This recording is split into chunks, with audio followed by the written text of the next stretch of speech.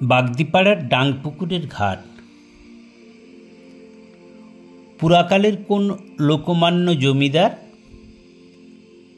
চুনসুড়কিতে বেঁধে দিয়েছিলেন এই পাষাণ বেদি। এরই পাড় দিয়ে ছিল নাকি অশ্বারোহীর রণপথ। প্রমাণভাবে আজ সব লোককথা। এখন শুধু বাবলা গাছের সারি, ভাঙা পাড়ের কোলে দৃশ্যমান শিকড়ের জালিকা আর বেনে নলখড়ির ঝোপ। যিনি কবিতা লিখেন তাঁর বর্ণনায় পাবেন কবিত্ব। আমি দিলুম সাদামাটা ভৌগোলিকতা। সেদিন গোধূলির আকাশে দুধে সাদা মেঘগুলো উঠেছিল রক্তিম হয়ে। তারই সোনালি ছোটা এসে পড়েছে এই ঘাটে,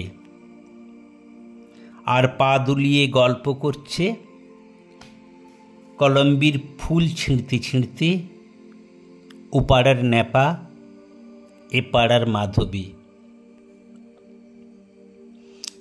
আমার সহযাত্রী বন্ধুটির চোখ বড় রাক্ষসে, ক্ষুধার্ত কুমিরের মতো যেতে যেতে গিলে গিলে চলে। শেক্সপিয়রের রোমিও জুলিয়েটের গল্পটা তখনও শেষ করেনি।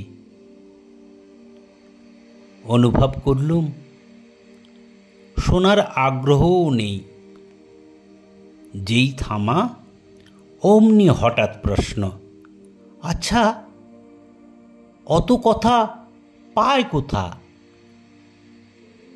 চমকে উঠলুম, অবাক হলুম না। নির্দেশ দিলুম পা চালিয়ে নীরবে পথ পার হতে।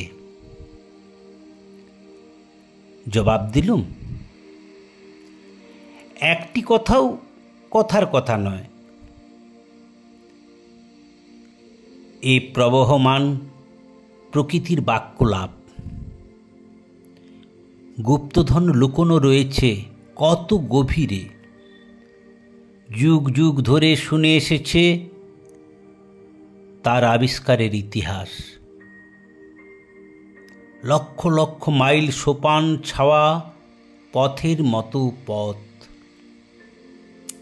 কিন্তু তোমার একেবারেই কাছে জটিল নকশা, হিজিবিজি আলপনার মতো।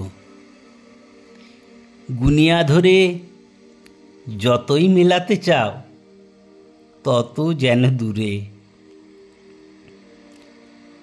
গাঁ জুড়ে রটনা শুনেছি, ওরা পেয়ে গেছে সেই গুপ্তধনের নকশা। বোধহয় অঙ্ক কষছে তারই সোনালি কিরণ মেখে। কি জানি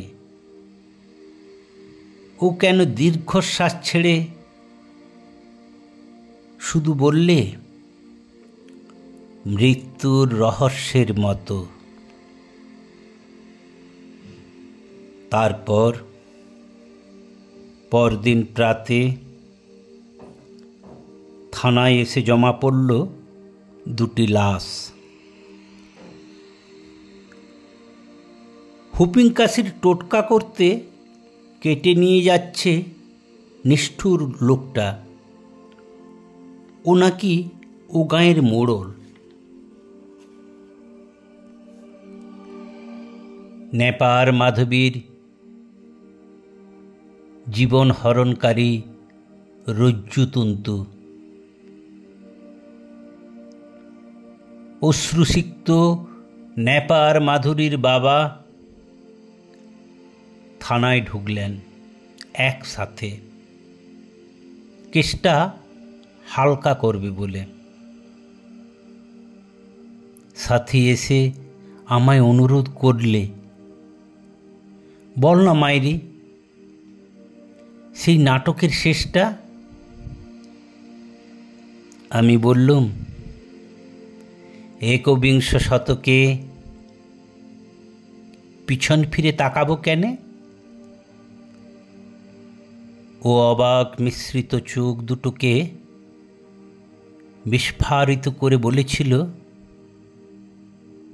কাব্যগুলো এমনি করে শেষ হয়ে যায়, তাই না? ঠিক সেই মৃত্যুর রহস্যের মতো।